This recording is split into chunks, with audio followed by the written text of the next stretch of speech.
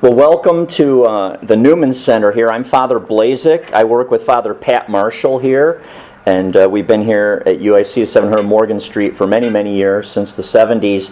One of the activities we run is called the Integritas Institute, and the Integritas Institute runs both bioethics lectures and business ethics lectures that are programs that support the learning in the university environment, but they're aside from the formal curriculum. So we're really grateful for you to coming, and we hope we'll see you at future events. Today's speaker, and we're going to welcome her, is Liz Yore. Liz Yore is really an expert on exploitation, on human trafficking, on the exploitation of children and protecting them. She has worked both at the national level and here in Chicago area at the DCFS, the Department of Children and Family Services, protecting vulnerable persons, particularly children in the region and in Chicago. She was Oprah Winfrey's in-house counsel at Harpo because Oprah's been so active in the field. So really a great asset and resource, and we're so grateful for her time. Why don't you give her a hand and we'll get started. Thank you, Father. Hi, everybody. I'm thrilled to be here, even though we're talking about kind of a tough topic. But Father wanted it to be focused on the business angle, which is actually quite easy because human trafficking is big business. It's probably one of the fastest growing criminal businesses in the world, quickly to outpace guns and drugs. Now, just think about it for a minute. When you cross borders, you've got to hide the guns because immediately guns will be found. If you're crossing a border with drugs, you've got to hide the drugs. But when you're crossing borders with human beings, you don't have to hide them. So that's why it's become, for many other reasons, which I'll get into, it's become this fastest growing business. So the big business of human trafficking. And we like to call it modern slavery, hiding in plain sight. Tonight I want to talk to you. You know, it's true, I worked for Oprah, and probably some of you know that oftentimes when you go to Oprah's show, there's gifts under the chair. No gifts today. And I'm not going to hand out keys to cars, which she had done in the past. But tonight I'd like to pull back the curtain on human trafficking and show you the keys and faces of human trafficking. Here's I was promised a better life, far away from my home. I used to have a family. Now, I must pay for my family's debts. I sleep with men every day. They make me kill for a war. Work many long hours. Trapped, beaten, scared. Locked in the dark. With no way out. I want to go home. I want my freedom. Freedom. Freedom.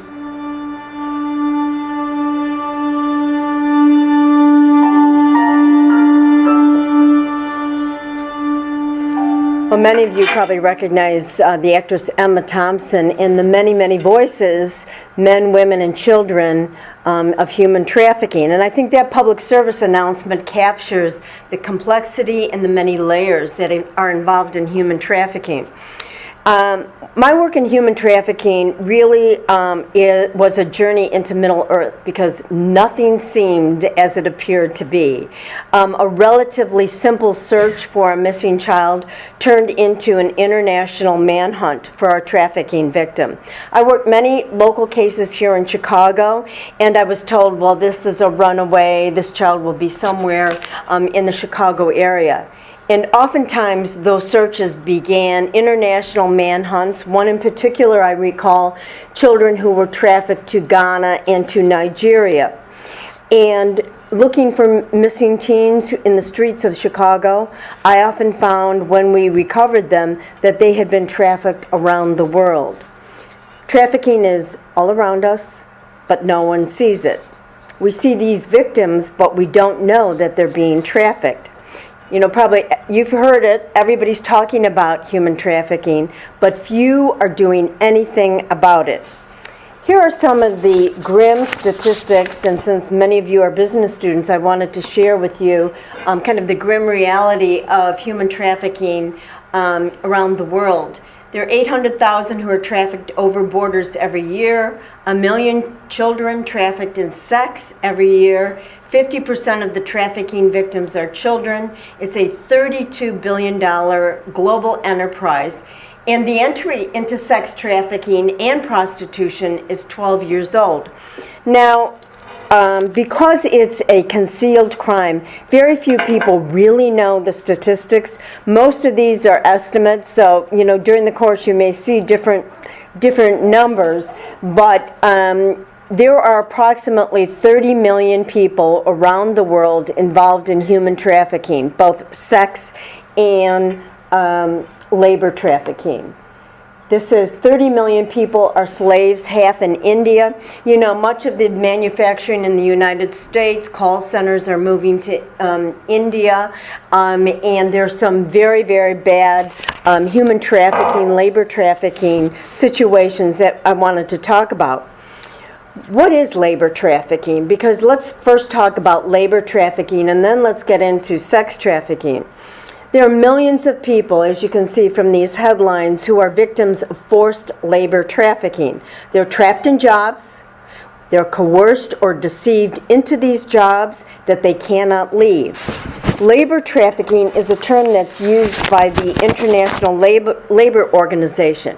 It involves men, it involves women and girls and boys, children, and they're made to work against their free will, coerced into horrible working situations with threats of violence. Their identity papers are oftentimes taken. They're lured into these jobs with promises of great pay, and when they get in these jobs, they can't leave. As business students, I'm hope that you would be interested in this issue. You know, here in Chicago, there's an expression, good politics is good government. You may have heard it. I don't know how well we keep to that expression. The same is true in corporations. Good corporate governance is good for business. You don't want to face headlines like this. You don't want your board of directors, your shareholders seeing headlines like this, which is a headline that appeared in January of this year. Major corporations, big international corporations that were facing child slavery charges in January of 2014.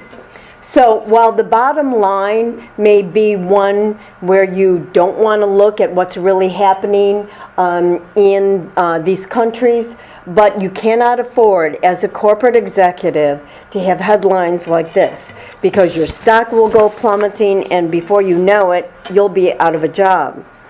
The global picture of labor slaves really boggles the mind, but it's a reality of business, and it's something that the corporate world has to deal with. Sweatshops, poor and unsafe buildings, working conditions, poor wages, working hours are conditions that foster human slavery. And many of these are in legitimate businesses. Let's look at the numbers. These are the numbers, as best we know, from the International Labor Organization in the various continents of where the numbers of human slaves. But, you know, is the United States complicit in this behavior? Here are some companies, and I think you'll recognize them, that have been known to have manufacturing sweatshops overseas: Gap, Nike, Walmart, Sears, Kohl, even sometimes Apple. And so what has happened is they've had to endure, and rightly so, terrible headlines because they've exposed the kind of sweatshops, poor working conditions. There was a terrible, in Bangladesh, there was a terrible building that had a number of American sweatshops working, manufacturing clothing, and the entire building, I think it was a 5-story building, collapsed. 1,500 people were killed. So with more, and you're going to cross this path when you're out in the working world, more and more corporations are outsourcing work overseas. And everything from customer service assistance to manufacturing, agricultural fields, business must be vigilant to ensure that these global outposts maintain U.S. labor standards and prevent child and forced labor situations. Sound ethical business practices and a strong corporate ethic, which I think Father teaches from time to time here, ensures that the dignity of the employee does not get sacrificed for the profitable bottom line. If you dig down in these numbers, you're going to find that there are millions and millions of people that are being exploited in the private economy by both individuals and enterprises. And among these labor victims, many are involved in forced sexual exploitation. And the newest purveyor of not only human trafficking for sex, but human trafficking for labor is ISIS. We know that they're exceeding $3 million a day by kidnapping women and children and selling them into forced marriages, selling them into the human trafficking market. So this is a new purveyor in this whole field of human trafficking. It's going to be, exploited. We're going to see more and more of this. You've probably seen the headlines: Boko Haram abducting women and children, ISIS going into villages in Iraq and Syria, grabbing the women and children. These women and children disappear and are never seen again. But we have our problems here in Chicago. Chicago is a major trafficking hub. It's a major trafficking hub because traffickers look for cheap labor. And it's easy for victims to hide in large metropolitan areas like Chicago. Chicago's foreign-born population is 1.6 million. But in our metropolitan area, with the large counties, it's 10 million. The gross metropolitan gross product in Chicago is $571 billion. And that equals the entire gross national budget of Iran. So when you're in a big city like Chicago, it gives you some global perspective of how Chicago can serve as a metropolitan transportation hub. And another thing about Chicago is it has a lot of 3D jobs. Now, and I don't mean techie jobs. 3D jobs are dirty jobs, difficult jobs, and dangerous jobs. Traffickers look for those kinds of opportunities, moving trafficking victims primarily in labor into a big metropolitan area where they fade into the wall. They handle these jobs. They take these jobs for low wages. 10, 15 people can be housed in one small apartment. And the Chicago Coalition on Homelessness estimates that more than 6,000 children are trafficked each year in Cook County. And in the metropolitan area of Chicago, there are 16,000 to 25,000 women and girls who are involved in the commercial sex trade.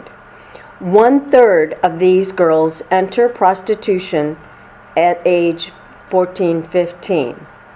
And in Chicago, with the thousands of women and children that are being trafficked into this city, there is one anti-trafficking house, safe house for these girls, and it houses 7 girls.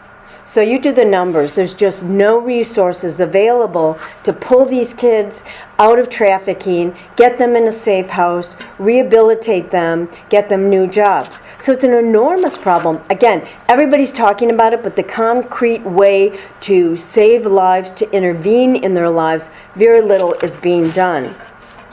Well, as business majors, you're probably interested in the bottom line. As I said, it's a $32 billion operation. And hold on, I'm going to get back here. Hold on, let me just go down here. I want you to see the blurred lines between sex trafficking. Okay, let me see if I can. the blurred lines between sex trafficking and labor trafficking. This video We shows have it. breaking news. Local children were rescued from a human trafficking operation in Pinellas County. Martinez was held captive for months, forced to work for free when he couldn't pay his smuggling fee.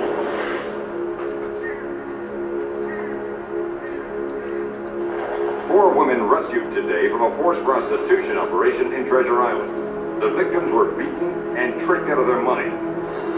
Raped, forced to work on a farm for no pay. 30 victims live in a small shack outside of the farm. And you should know that human trafficking is the second most lucrative crime in the world today.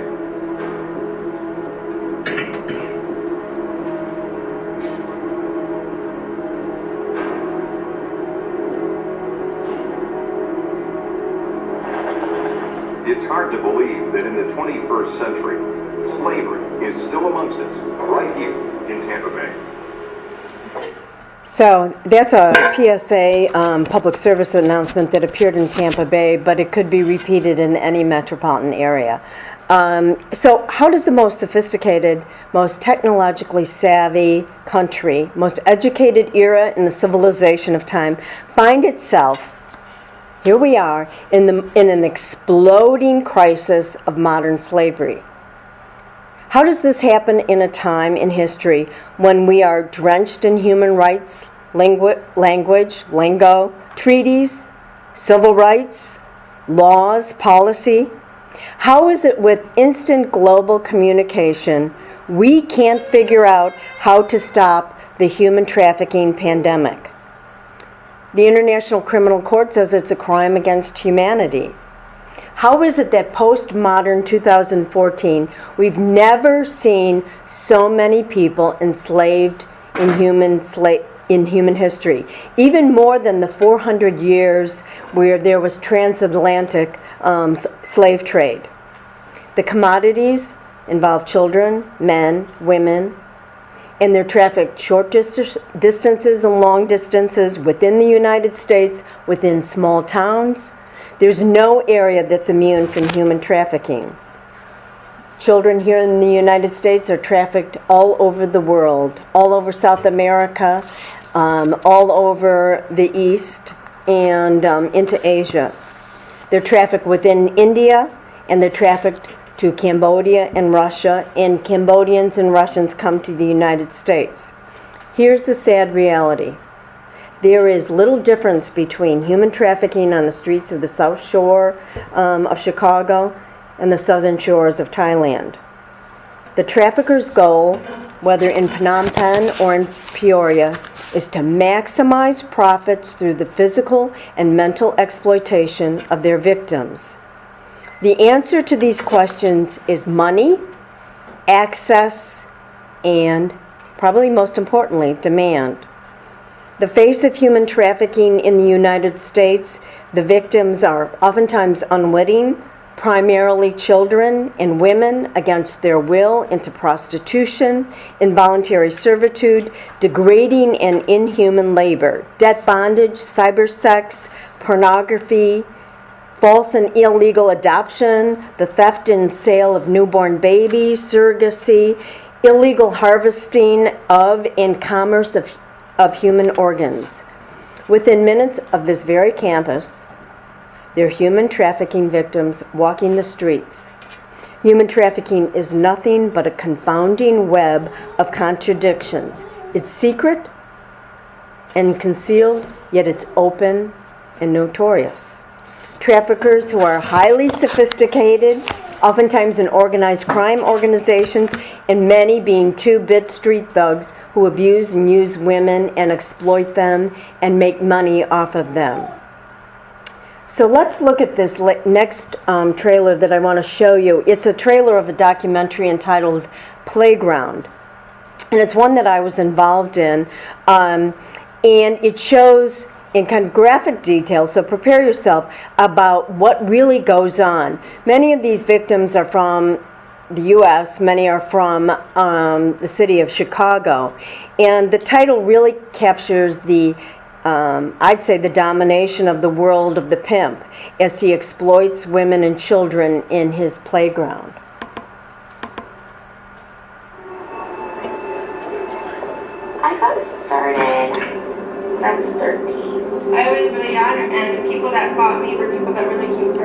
child fetishes. There was like 15 of them in a room, and I was really scared.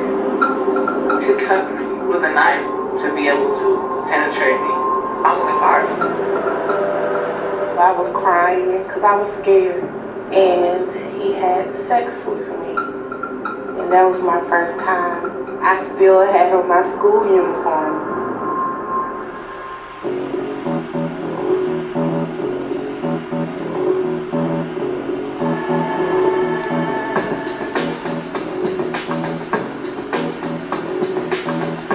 Men who come here to abuse children in Cambodia have 99.9% of the time already abused children in their own country.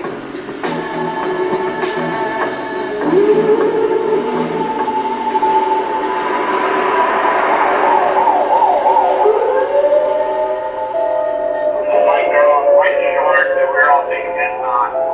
She's like scared out of her mind. She's kind of young, but she's afraid to actually go through it. Alright, Brian, we got her. We as a nation are going to have to sit back, take a deep breath, and realize, oh my God, this is in our neighborhoods, in our families, in our communities. It's right under our noses. We frequently see drugs and psychological brainwashing become part of the process of keeping them committed to the offender.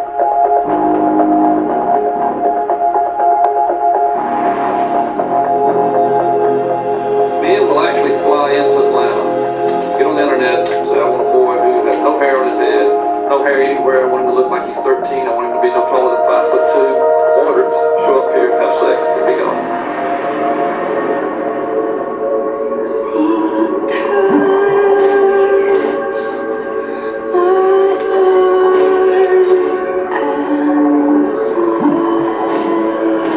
The sexual exploitation of children has become a cottage industry, driven by the internet. It's very difficult for us to define the problem of child pornography to the American public because it's something we obviously can't show them. There's some of the acts that I couldn't even describe to you against children so young that no normal person could look at that without being disturbed. It ain't about sex. It just be about business, that's it. Once you get them to go the first time, then you got a better chance of getting them to keep going. I was really nervous, and I was really scared, and he was holding his gun and shot me. Cannot arrest 11, 12, and 13-year-olds and charge them with prostitution. You cannot criminalize children. I think people view the prostitution like a victimless crime. Most of the girls that we come across nowadays are 13, 14, 15 years old. I know these girls didn't wake up one morning and say, I want to be a prostitute today.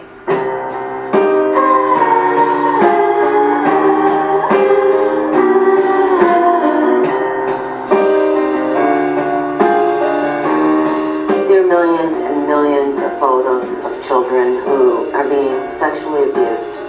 Nobody knows who these children are. And it raises the question to us, are there that many pedophiles out there? Or is something else happening?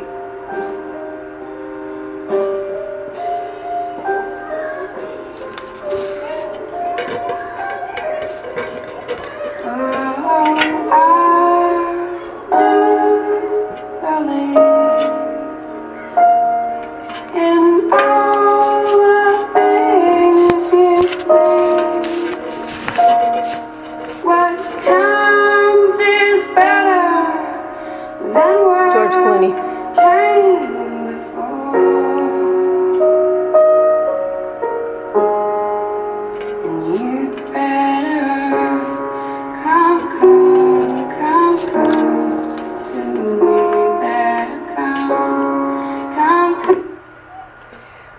Well, one of the things about that, working on that documentary and providing children to speak to the producer, it dawns on you that there is really a lot that the average person can do.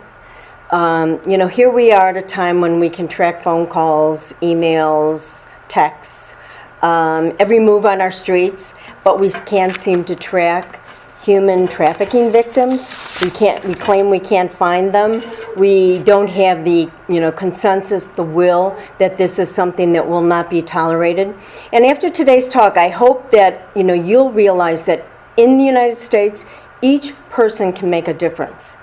You can decide in your own way, in unique, creative ways, to make a difference. You remember that high-profile story, the 250 girls in Nigeria. Boko Haram had grabbed them and kidnapped them, and most, if not all, are still missing. And everybody just kind of threw up their hands and said, we don't know where they are. A few of the girls escaped, but up to this point, we don't know where those girls are. But you'll also remember another story. Remember when the Malaysian plane went down? And we had 200 people on board, and we had 12 countries organizing 17 ships, 19 planes, looking to find a ping in the bottom of the huge Indian Ocean. There was a consensus that we are, as a global community, going to look for and listen for and find that plane. There wasn't the same kind of consensus looking for poor girls who had been abducted in horrible situation in Nigeria. I think that kind of shows that the disconnect between the global community, that we need to really raise awareness as to what can be done. I promised you keys, not keys to cars, but keys to kind of the complex dynamics of human trafficking, and to recognize the various things that feed into human trafficking. Pornography. Every time you look at pornography, you're looking at a human trafficking victim. Pornography fuels human trafficking. Pornographers and traffickers use it to lure victims, to lower their inhibitions, and they film the sex acts and make millions selling pornography on the internet. And people want to say, oh, what's wrong with pornography? Many children get lured into pornography, and pimps repeatedly tell us, and the girls tell us, that they film their children and sell the videos, and the girls aren't obviously getting the money, it's the pimps. So, that message needs to get out into the public domain, because there is a kind of, shrug of the shoulders when people talk about pornography. Traffickers look for vulnerable victims, whether it's in India, whether it's in Rio de Janeiro, whether it's in the streets of Chicago. They look for young girls and boys who are looking for love. And the minute these kids hit the street, if a child runs away, and in some certain areas, the pimps and the traffickers drive up and down the streets. I once had a sexual predator who had come out of jail and wanted to rehabilitate his life, said, I can see 3 kids walking down the street towards me, and I can tell you of those 3 kids which one is a vulnerable kid that I can get, just by looking at them. I just know. So they have that sixth sense. They can spot vulnerable kids. And most of the underage kids are girls, but more and more we're seeing young boys being lured into this field. Another area where kids are extremely vulnerable is in foster care. Foster care has, kids run away in foster care. Up to a few years ago in Illinois, those of us in foster care at DCFS never even reported children missing. Can you imagine? These are children who are in our care, in our guardianship, and when they went on the run or went, on the run and went missing, nobody reported them to law enforcement. Nobody looked for them. Well, that's changed in Illinois, thankfully, but there are many states that don't report to law enforcement foster care children who go on the run. And in fact, in LA they did a study looking at the underage population involved in human trafficking. 60% of the kids were from the foster care system. So we know that these children are vulnerable. We know that we need to continue to build safety nets for them so that they don't turn to the streets. for love, attention, and affection, because the minute they hit the streets, the traffickers use violence, threats of force, promises, lures, drugs, whatever they can to hook these kids. And once they're hooked, it's nearly impossible to leave. And I would suggest to you that since this is such a big business, that we need to follow the money. According to the National Center for Missing and Exploited Children, where I used to work, each pimp, and this goes in Chicago too, makes about $150,000 to $200,000 a year on 4 to 6 girls. Pimps in San Diego make sometimes even more. It's a big business, and it's very lucrative. When I started off looking for missing kids, I thought, I'd be able to find them very quickly. What I didn't realize were that many of these kids were involved in human trafficking.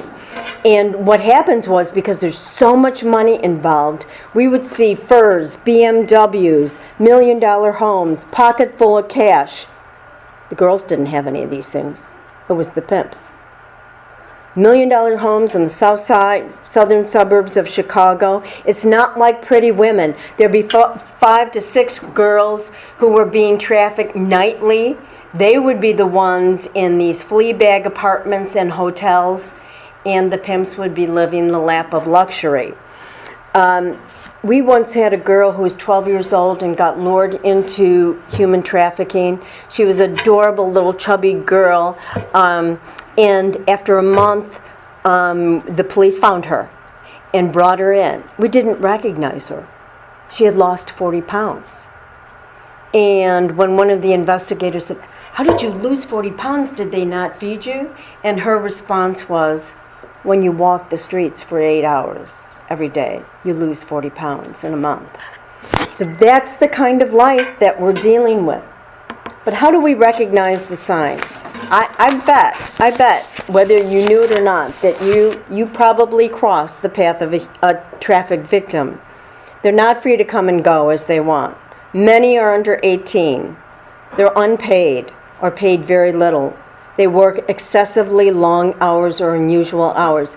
We all drive down the street and maybe at night and see, girls who look like they're involved in prostitution. We laugh, we scoff, keep on driving. It's, really incumbent upon us to make that call to the state's attorney's office, make that call to the local police department, and let them know that the average person cares about these women, and many of whom are children. And we need to really figure out ways in which we can intervene in their lives. And, the internet has become the great global marketplace, as we saw on that video. With a click of a mouse, children and women can be ordered up for rape, for exploitation.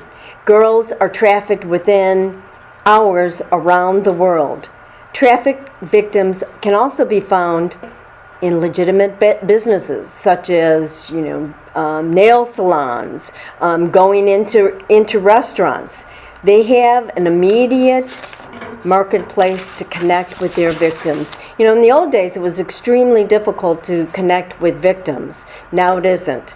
But no one's really making a dent in the tide of human trafficking. I mean, there's a lot of people talking about it, myself included, but very few people are doing anything. It's the logical consequence, I believe, of a world awash in exploitation of women and children through prostitution, pornography, surrogacy, abortion, and exploitation. Why is human trafficking exploding around the globe? It seems that modern men and women have declared war on children. Globalization allows criminals to roam free. The world has commodified human beings. They're discarded, they're disposed of, and then we're shocked that they're abused in this marketplace of human trafficking. But I don't want to leave you with just this negative story. You've seen enough, because you are the young people, you're the next generation. And I want to talk about some creative ways that business people, your average business person, intervened in the lives of children to save lives. Let's ask you this. If you're a CEO of a hotel chain, what are you going to do when you hear that high-priced prostitutes are filling your hotel rooms? Will you turn a blind eye? Will you ignore it? What are you going to do as a CEO of a manufacturing company when you find out that you have found a great manufacturing company in India that is using child labor, but the price point is the lowest that you could find anywhere in the world? Are you still going to use that manufacturer? Will you ignore all of this because it's good for the bottom line in business? How will you tolerate and will you ignore an employee who surfs pornographic sites all day long in the office? This happens all the time. What if he's your highest producing sales representative?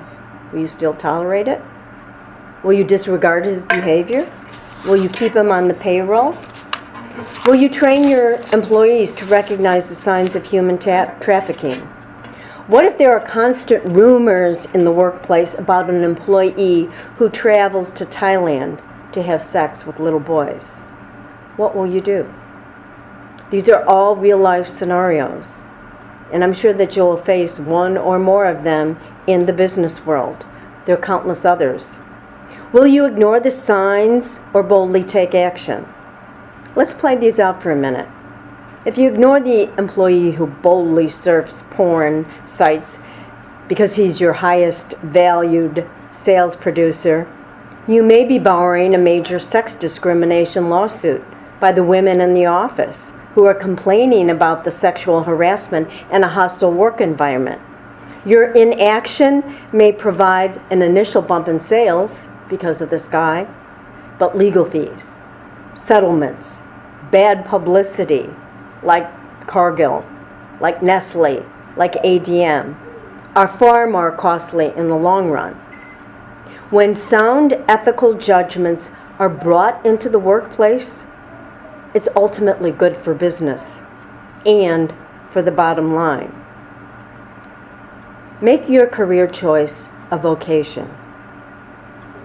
A vocation is the sacred and hallowed place where your deep gladness meets the world's deep need. Vocation inhabits the life and the world. It's that inner voice, you know it, you've heard it, which calls you to the outer world to make a difference. Here in America, one person can make a difference.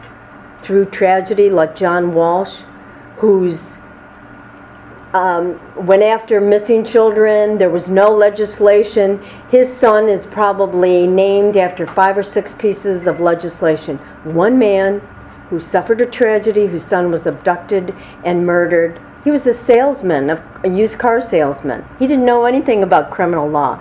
And yet, because of this tragedy, he transformed the laws of this country. I want to show you, these are some of the ads, if you're in advertising, an anti-trafficking poster that was created because in Indiana there's a lot of truck stops, and what happens is these young girls come knocking on the cab doors and go in and ask for sex. So one of the ad executives created a poster. If you're into advertising, graphics, these are some of the things that you can do. All right, we've been through this. I want to show you. Hi, guys. Oh, I think I'm going. Hold on. Okay. Strip clubs, massage parlors, escort service, they all use underage trafficking victims. Street prostitution, as I mentioned, involves trafficking victims. Every prostitute enters prostitution as a minor. Backpage, Facebook, Craigslist, all foster prostitutions and have been subject to a lot of lawsuits. So these are all areas where think about if there is a role for you to play going forward in your lives. But I want to show you the positive side, the creative solutions that each one of you will come up with. We had a businessman who sent out those little advo flyers. You may have seen them in the mail. We used to say, oh, they're junk mail, and throw them in the garbage. Well, on this part, let me just show you. On this part was the address name. On the back side, you know, he'd sell carpet cleaning for 10% off. But he had this blank space in the middle, in the front part. And he realized all of a sudden, I could put pictures of missing children on those cards. They go to 100 million homes in the United States.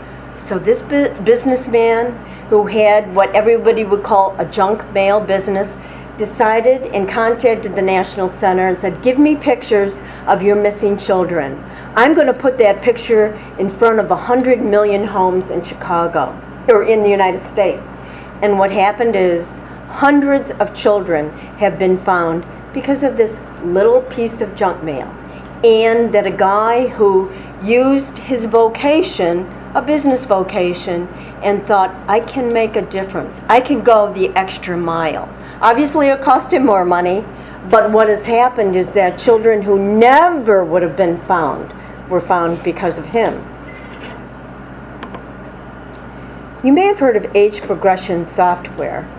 There was a technology guy who created for Revlon. Revlon said, we want a software program that we can put on at Neiman Marcus and at all the department stores that shows a woman's face aging. And then we want to be able to use our makeup and show how the makeup covers all the aging process. So this guy made a lot of money creating this age progression software. And one day it occurred to him, I can use this to find missing kids. Many missing children are gone for a long time. So if a child is abducted at 2, in 5 years you can't put a picture of a 2-year-old. You don't want the public looking for a 2-year-old. You want the public looking for an 8-year-old. And so using age progression software, you see Madeleine McCann up there, the little girl who was abducted in Portugal, still has not been found. The age progression software on the right, you're right, is her, I think it's been now about 5 years.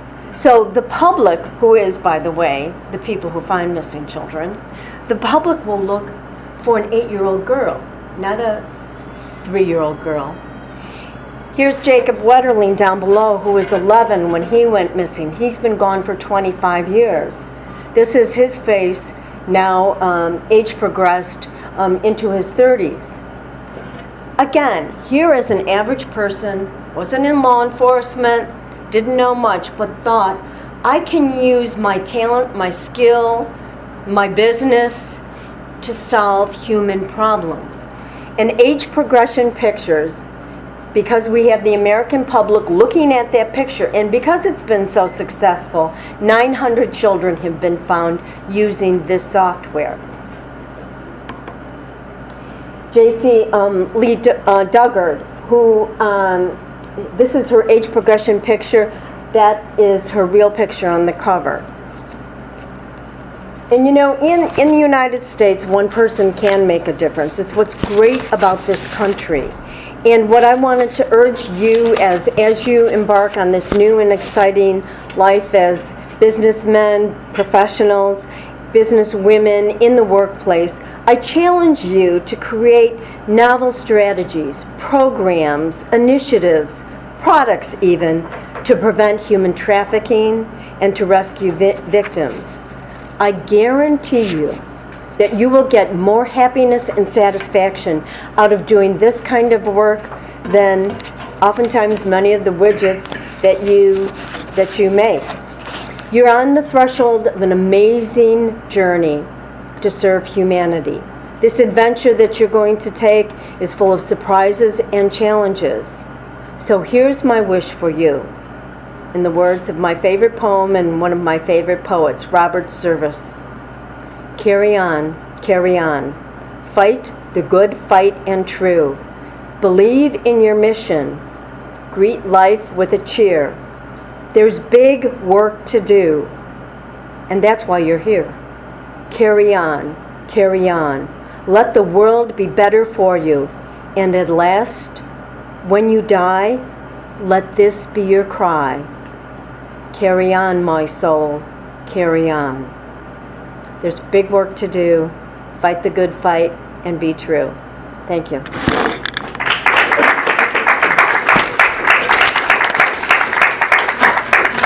Thanks, Liz. That's a really masterful treatment of that and very informative, and I learned a lot. So we have time for a few questions if anybody'd like to ask. Available 2 or 3. Don't be shy. Yes. How long have you been doing what you're doing? Oh, you would have to ask that. About 25 years. And, you know, I was telling somebody, you know, when I went into the field of child advocacy, people said, oh, there's just no job opportunities. You know, just it's very limited. You probably heard these things. And I've traveled the world. I've worked for, you know, Oprah Winfrey. I've worked on cases with other billionaires. I've met princes and prime ministers. I mean, so those people that say, oh, you know, there's nothing here.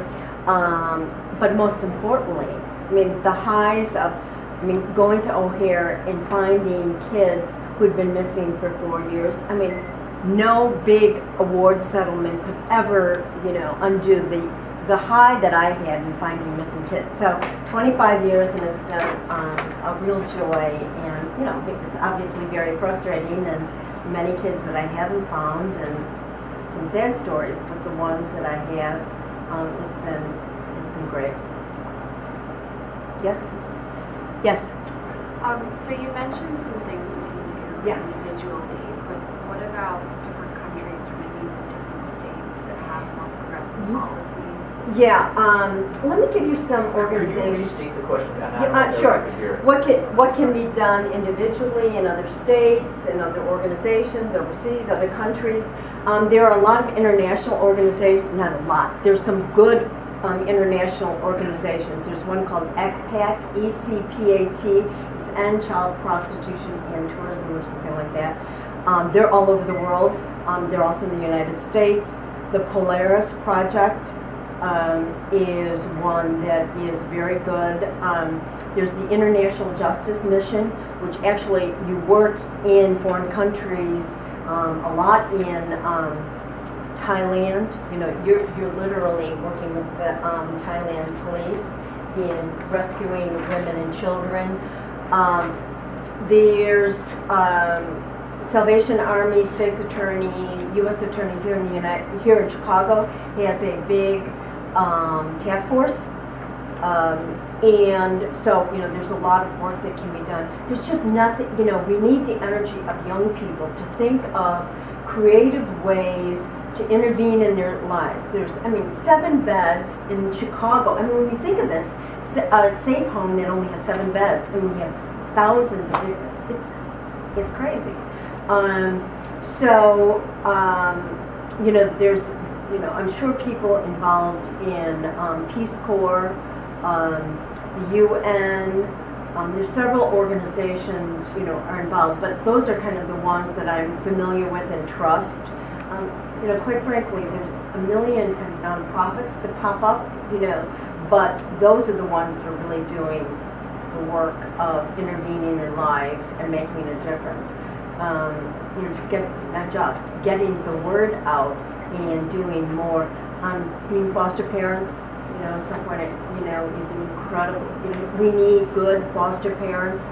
These kids who have been abused and neglected get pulled out of their homes, and rightfully so, but we need to place them with loving, caring parents who will go the extra mile for them so they don't run away. So those are some organizations. Create your own, you know. That's what I'd encourage you to do. Yes? A few things. I'm a little concerned about a few of your stats because you had a statement that said everybody, when you're looking at porn, you're looking at a trafficking victim, and then you also had another stat that said everybody who is in prostitution entered at a young age. And I'm wondering what, you know, where you got that information, because to me, I don't think that, I do a lot of work with people in the sex trade, and I don't think those are correct stats. I don't believe that they are, and I didn't see any where you got that information from, like as far as research or anything. Well, you know, a lot of it, I didn't cite any of the research, but I'm involved in a lot of these cases, and involved in a lot of these cases, every single girl that I certainly dealt with, and the people who work in this field tell me that the vast majority of girls enter into prostitution at a young age. Pornography, to a woman, they used pornography to lure them in, to lower their inhibitions, and the sex acts. All the girls that I've worked with, they were filmed in pornography. Another thing, I went to a presentation a couple months ago by a woman named Yore, who had done a lot of work in Cambodia at and working with anti-trafficking organizations there. And what she found was a lot of, I don't know if you talk about what she calls fast fashion, like these sportswear companies here like H&M and, low-price clothing. Yeah. And what they found was that at the anti-trafficking organization, what they were doing is taking, the women out of the brothels, so they were rescuing from the brothels, and then training them for jobs in manufacturing at these, factories that were producing this clothing, and that a lot of it was funded by the companies that they were producing the clothing for, and essentially they were working, they were being exploited in a labor sense at these factories. But what they found was that they were being funded by like Columbia Sportswear, H&M, like a lot of these companies that you had talked about were involved in, labor trafficking. And so I'm wondering if you had any knowledge or investigation of that, because it was kind of a revelation to me that they were funding this anti-trafficking work, but then they were funneling the women, taking them from one situation into a factory situation where they were producing this clothing. Well, I think I mentioned that both are meshed. And what would be very interesting, and actually what there are not a lot of, and you bring up a very good point, are international companies that vet for, there is I think one legitimate company that vets for a Macy's, a Neiman Marcus, a Nordstrom's, vets that the manufacturer isn't hiring children, isn't exploiting their workers. We need more of those kind of the good seal, of housekeeping, good seal of improvement, because many companies here in the U.S., they can't go abroad to find out what kind of business it is. I'm glad we can't find out, but they rely on these kind of major vetting organizations.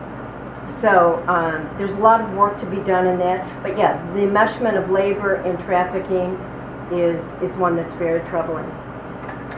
Liz, thanks so much for a really informative talk. That was great. Let's give her a hand.